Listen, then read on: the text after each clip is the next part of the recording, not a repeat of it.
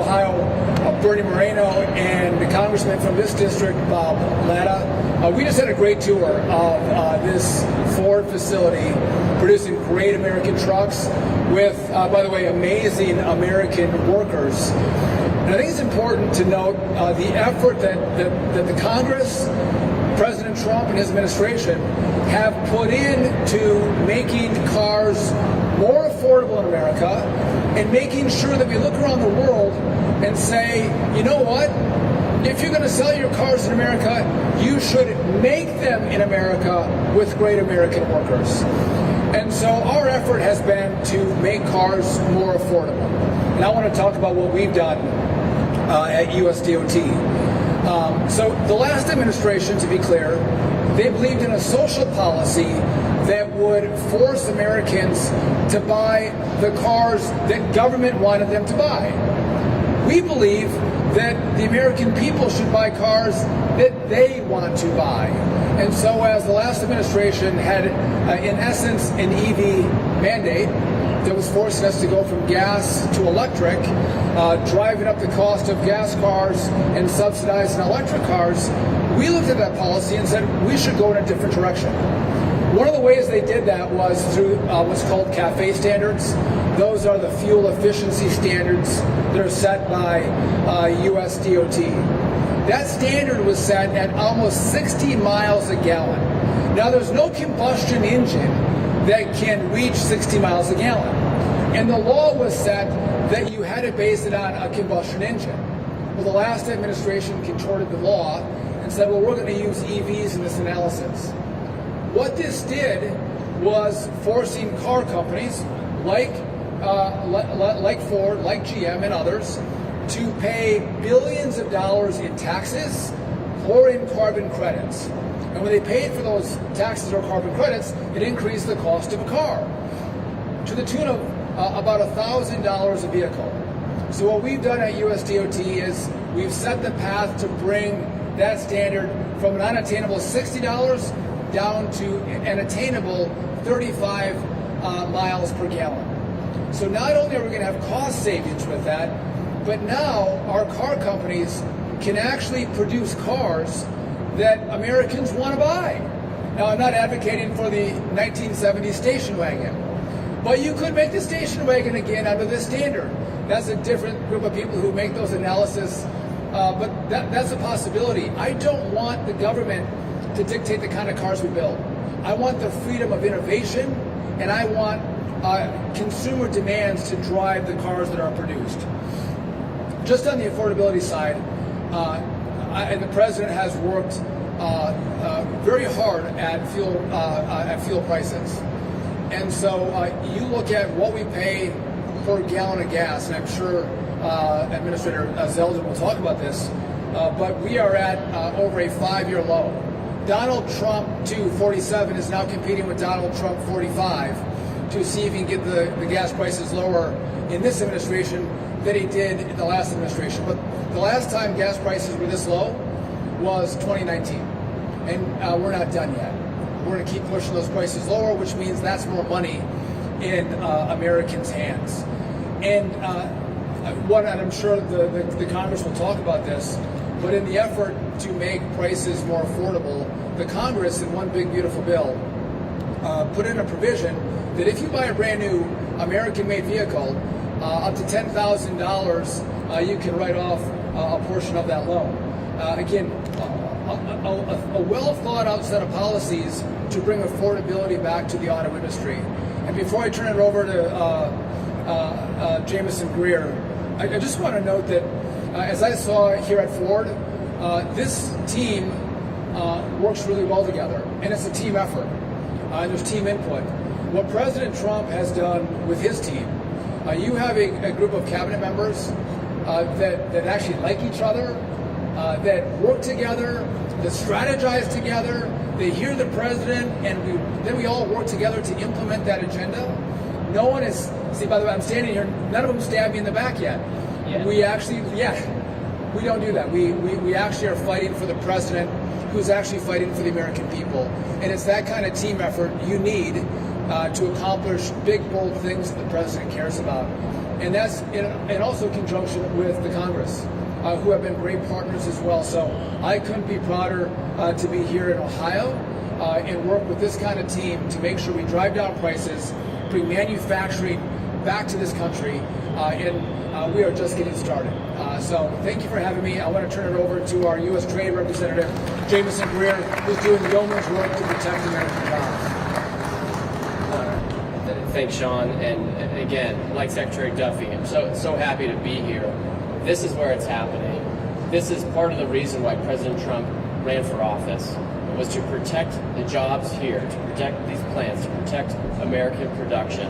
As I was on the floor today, I just asked some of the workers about the significance of this plant and these jobs in the life of the community. And I had one woman tell me that her dad worked at the plant, her grandfather worked at the plant. You know, I'm hearing that your cousin is working at the plant, and that this is part of the heart of the community. And that's what we're trying to conserve and support and promote in the United States of America. Now, with respect to affordability, part of that is prices. And if you look at the December figures, the price of a car is going down. The other part of affordability is wages and jobs, and bringing back good American manufacturing jobs. Over the last year, average weekly wages have gone up by 4% on average. $1,300 is the average yearly increase for a manufacturing job, for the types of jobs we have in these kinds of factories. During the last 4 years before President Trump, that number went down by $3,000. So we're in a position where inflation's in check, it's actually going down now, and wages are going up. And it's going up on the back of manufacturing jobs like the ones you have here. And on top of that, the president, he's using tariffs very effectively. The trucks that you make here, if they're coming now from overseas, if they're coming from a foreign producer, they have to pay an extra 25% tariff. And that protects your job, protects your production. And it's not just about making sure that we protect the jobs here, it's a national security issue. Every time you have manufacturing, you have research and development, you have all kinds of technology that goes into it. Auto manufacturing is advanced manufacturing, and we want to have it here. And we're now entering into a perfect situation where wages are going up, manufacturing productivity is going up, inflation is in check, starting to go down. This is what the American people want, and it's what we're trying to deliver for the Americans. Thank you so much for all the work you're doing here. This truly is the manufacturing heart of America. This is why we do what we do. It's so good to get out of Washington. I hope none of you ever have to go there. It's good to come here and see you working on the line, to see the trucks rolling off, and to know that we can compete and we can outcompete anyone in the world because of what you're doing here. Thank you, Administrator Trump.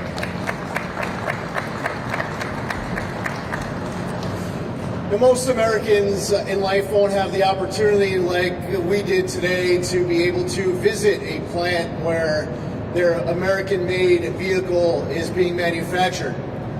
And what really struck me today from the first moment I was entering the plant was the tribute to American veterans. As I walked through today's tour, I saw tributes to all the different branches of the United States military. You see American flags.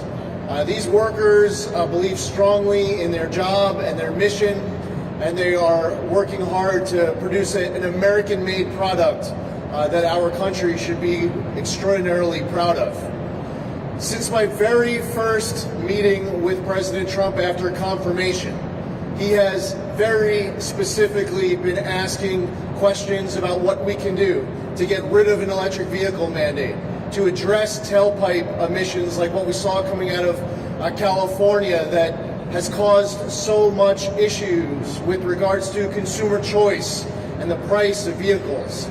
The president has been specific in his concerns, his questions, his desires related to CAFE standards, and this team that you see here and our colleagues have been working very hard to deliver on what the American public voted for, what the residents of Ohio voted for, and so many other Americans, in wanting to protect and bring back American auto jobs.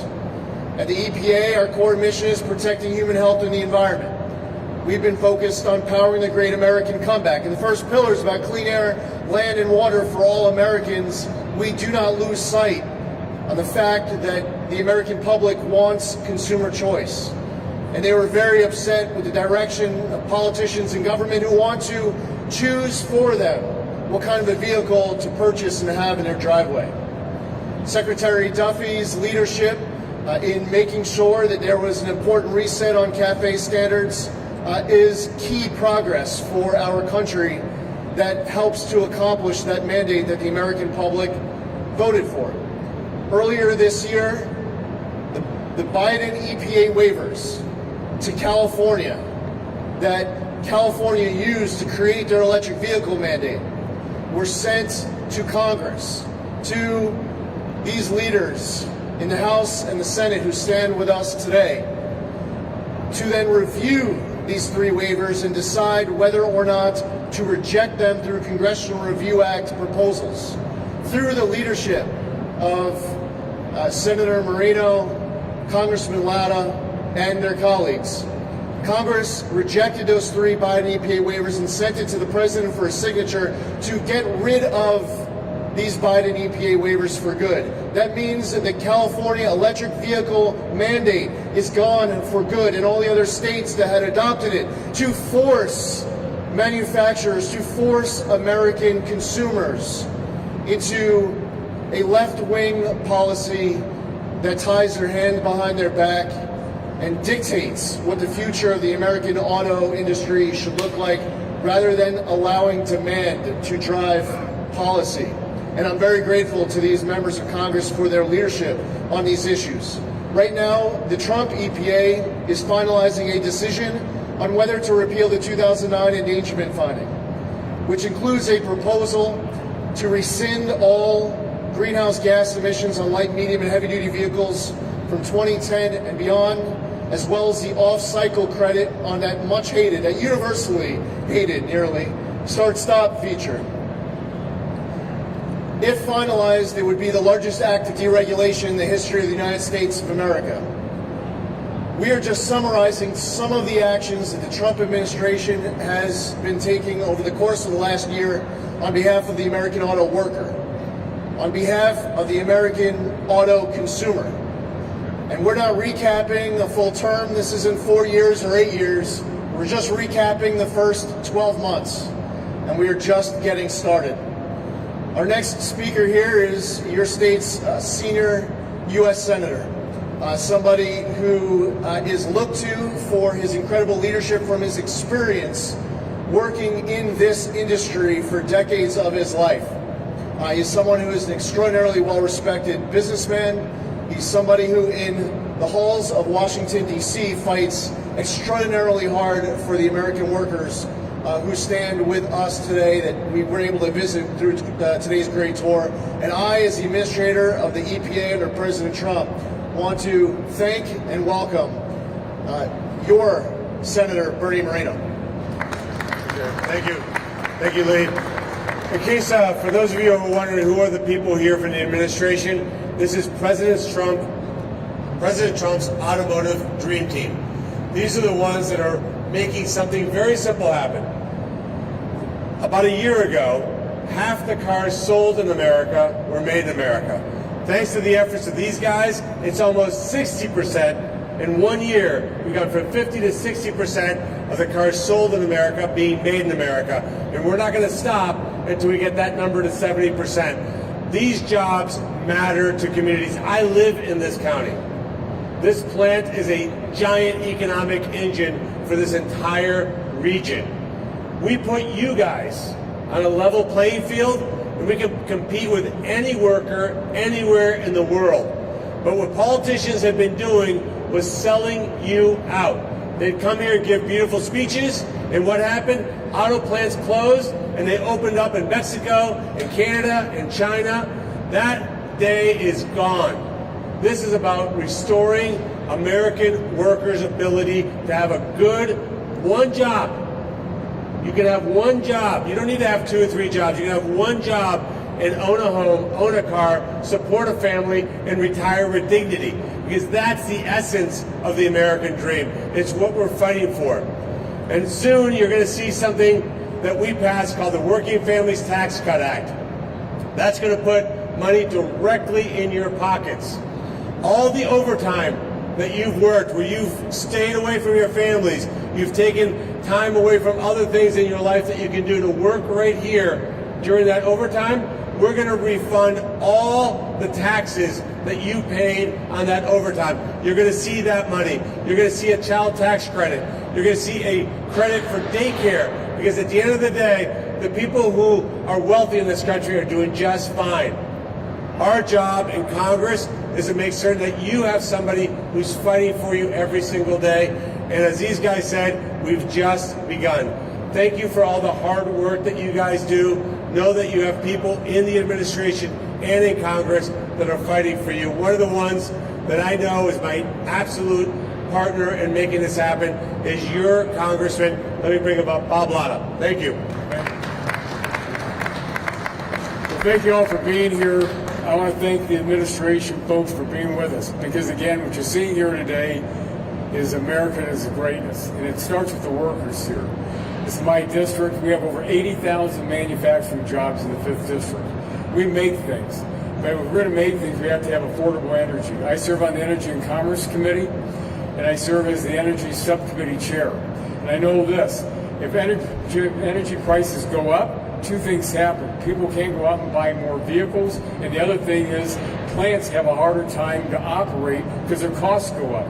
So we've been working on in the Energy and Commerce Committee to make sure we bring these costs down, and make sure we have the energy being here right in the United States, because again, this is our security. We want to make sure that folks, when they go to the gas station, last night in my district, I bought gas for $2.29. You know, not too long ago in the Biden administration, we saw gas prices skyrocketing. But we have to make sure we have the energy out there. So that makes sure that, again, on the oil side, the natural gas side, you name it, that we're bringing it up. And the other thing that's already been brought up is important. We know when Washington does this, and this is what they did in the past administration, if Washington decides what Americans are going to drive and say who they're going to pick the winners and the losers, I'm going to guarantee you this: the American people are going to lose, because it's up to consumer choice what people want to buy. And I tell you, when you look behind us here at these vehicles that they're making here, all these vehicles are going off the line. They're going to be out on the roads working and helping Americans. So I want to thank the Ford here, but the workers here for everything they do to make sure we keep America on top. Thank you.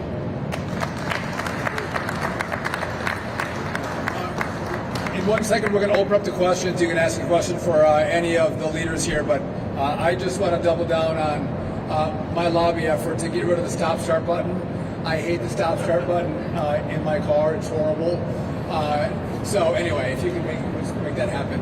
If you guys have any questions, we're open to taking a couple. And I think we might have some microphones just because it is loud in here. Do we have? Yeah.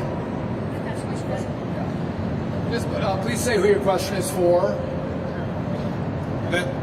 Dave Shepardson from Reuters. We have one question to all of you. First, to Ambassador Greer, you referenced today that Canada is going to allow 49,000 Chinese EVs into that market. Is that something you expect to address in USMCA negotiations? And can you talk more broadly about the Detroit 3 and other automakers say USMCA is crucial to the supply chain, ensuring low-cost parts for some of the vehicles that are built here?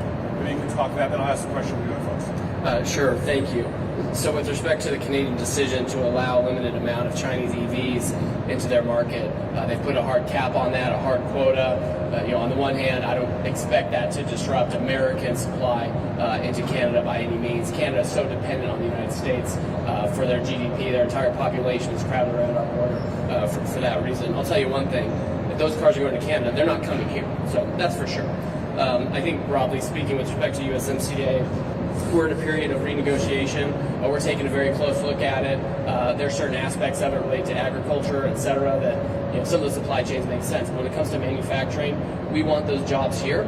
We understand that some of the big three, they have some operations in Mexico, some in Canada.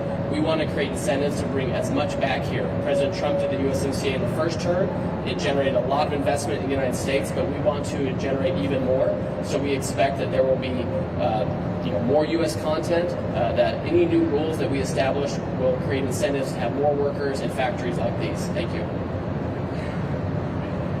Secretary Duffy and Administrator Zeldin, or maybe Senator Moreno, how long is it going to take the impact of CAFE and EPA emissions reductions to trickle down into vehicle prices? Is this about short-term decontenting some of these requirements to meet those rules, or replacing certain parts or systems?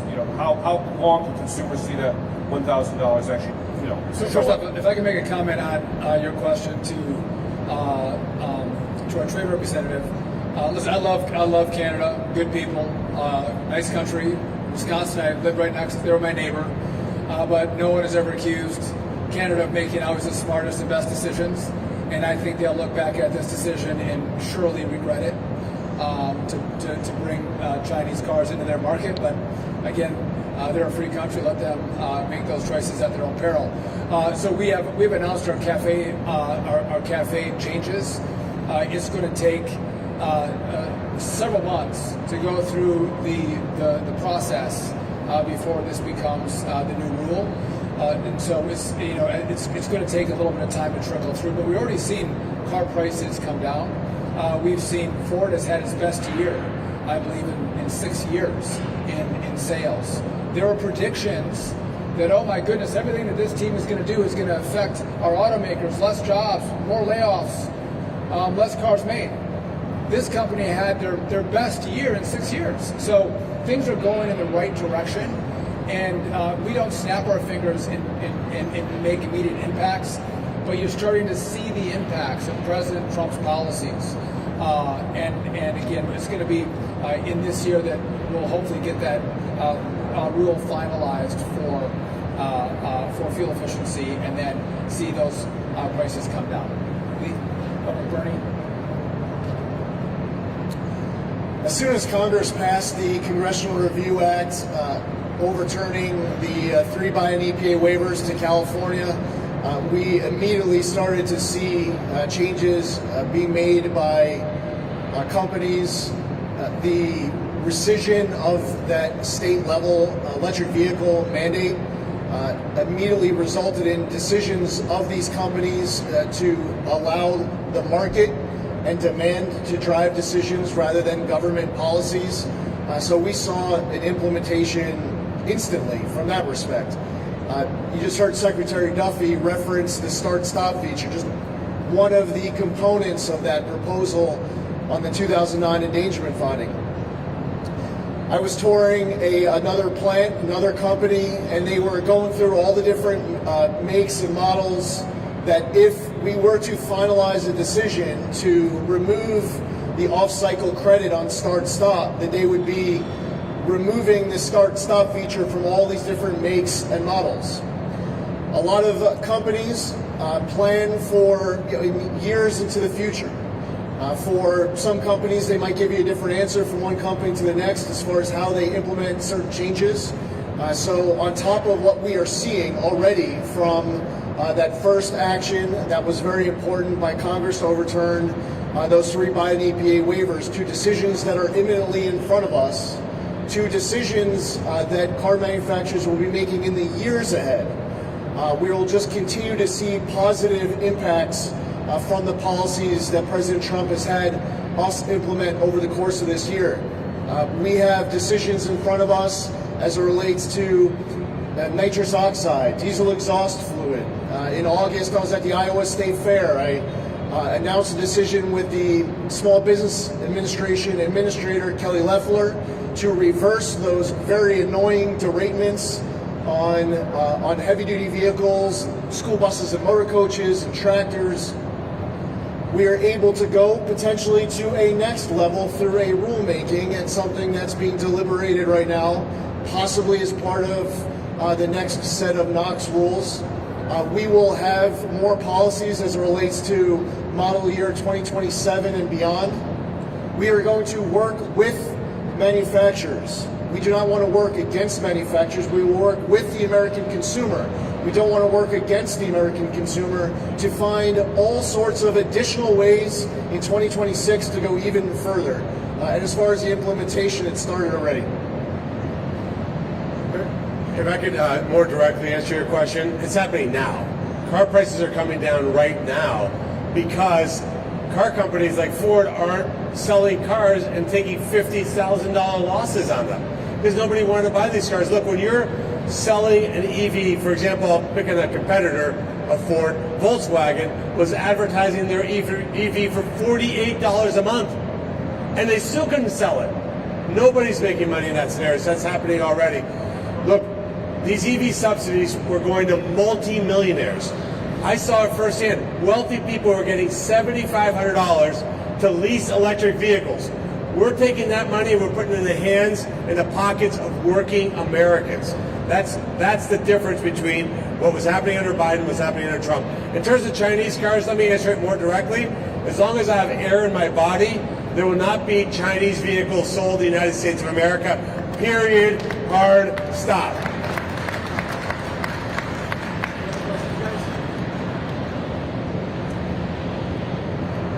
Hi, I just want to know how this will specifically help the workers at Ford with the car prices coming down.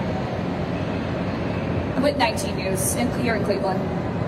Repeat your question? Yep, I just want to know how car prices coming down, how that directly relates to helping the workers here at Ford. Well, look, first of all, how does it help? It's obvious. All of us need a vehicle to drive around. So bringing car prices down puts money in the hands of workers because now your monthly payment is lower, your out-of-pocket is lower. We passed a bill that allows you to deduct the interest on that car loan above and beyond your standard deduction. That directly will put money into the pockets when they do their tax return right now. We want to expand that to cover leases as well. But we also put in place, again, deductibility for overtime taxes, deductibility for tips, deductibility for Social Security. This is about also making certain that we're protecting American jobs. Look, these guys can outcompete any worker in any country on earth. But we're not only putting one hand tied behind our back, we had both of their hands tied behind our back because we had car companies that were chasing cheap labor with the encouragement of Washington, D.C. Now we're making these car companies rethink that analysis, and they're going to have more auto workers here in the U.S. because these guys are high-skilled workers. Let me enforce that. These are not low-skilled jobs. These guys are highly trained, highly complex jobs that they're doing, and now they don't have the ability, these car companies, to go find these people that work for $2 or $3 a day. That doesn't exist anymore, and that's what you're going to see American communities come back. This is the work that we're doing. So, do I understand your question correctly? You're asking how does it help the American auto worker when prices come down for American auto cars? Okay. So when the prices come down on American auto cars, more people buy American auto cars. They'll buy more American trucks.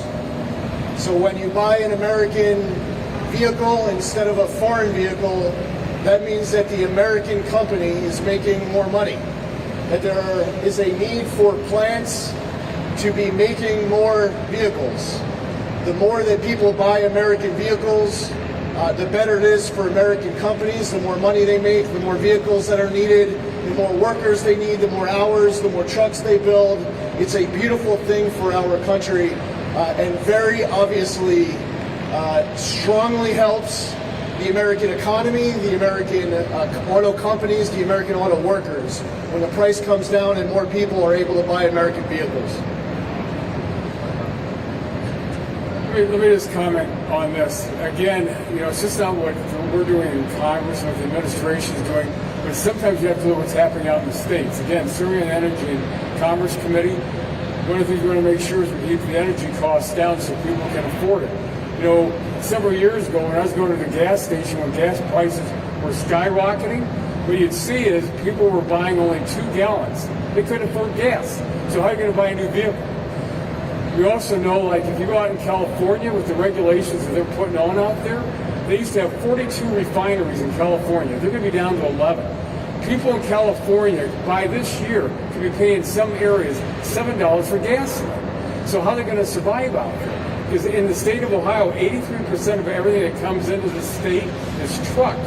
So we want to keep the oil prices down. It's going to, again, it's this not what we passed in Congress on the tax side, but it's on the energy issues. You have more dollars in your pocket that you're able to buy new vehicles instead of worrying about, gee, how am I going to buy fuel for my car or heat my home? As we're passing the mic, I'm going to just, is the mic coming around? Oh, you got one? Just real quick too. The average age of a car on the road today is 13 years. It's 13 years old. So we have made substantial improvements in safety. And as we improve safety, I want all these workers to be able to afford a new car, a safer car, all Americans to afford a newer, safer car when they put their families in it. And so more affordable vehicles mean people can now, with the about $1,000 increase in real wages under President Trump, they can better afford that car. So that's what that impact means. Let's move to the next question. Hi.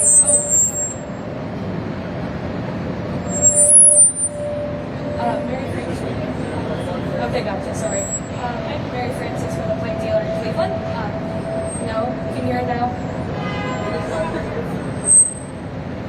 Is that better? I'm so sorry. I'm Mary Francis from the plane dealer in Cleveland. I just wanted to know from anybody in the administration why you chose Ohio specifically to talk about these policies today. So the question was, why do we choose Ohio? This is the center of the car universe, the center of the sports universe, as I've explained to my friend from Wisconsin. This is the beating heart of the auto industry is right here in Ohio. This is where autos are made, the supply base exists. This is the most important state. I know what the guys up north think. It's all about Ohio. And let me make one more point. When we had all those years of terrible policies that were driving factories to Mexico, to China, to Vietnam, this is where it got hurt, and this is where the jobs are coming back. This is where the expansions are happening. This is where we're seeing a manufacturing renaissance, and that's why we're in Ohio. Yeah, one more, guys. One more. And lastly, our Vice President, J.D. Vance, has made sure that all members of this cabinet, at all times of every day, we always have Ohio top of mind. I was confirmed last January. The Vice President instantly contacted me and said, on Monday you're going to Ohio. It's the first state you're going to go visit. This is our first trip of 2026, the first state.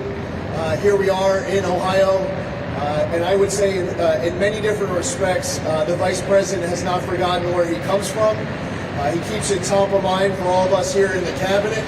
And I'm sure the Vice President is going to be very happy to know that more of the cabinet continues to come back to his home state of Ohio. One last question. Secretary Duffy, John Kostick from Channel 5, ABC in Cleveland. You mentioned safety. It's been said that easing some of the safety standards would bring the price of cars down further. Is that something your department is considering? So safety is our number one priority, whether it's in cars or in aviation. But we always have to review our standards and marry those standards up with new innovation.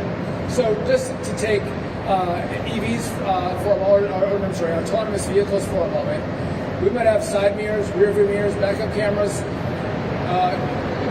We have to look at, well, do we need that equipment in an autonomous vehicle? So I want to continue to advance the safety standards, but I always look back and review to go, do we have old standards on the books that we don't need anymore that are driving up the price of vehicles? So we are not going to sacrifice safety, but we can review those policies, regulations that don't improve safety but do drive up costs, and that's what NHTSA is going through right now. Again, sometimes there's big moves you can make, but it's the team making small, consistent moves that, when taken together, are able to reduce significantly the cost of a new vehicle. But thank you, Channel 5. All right, listen, I want to thank you all for coming. Love Ohio. We all appreciate you coming to check us out, and it's good to see Bernie and Bob. Thank you all.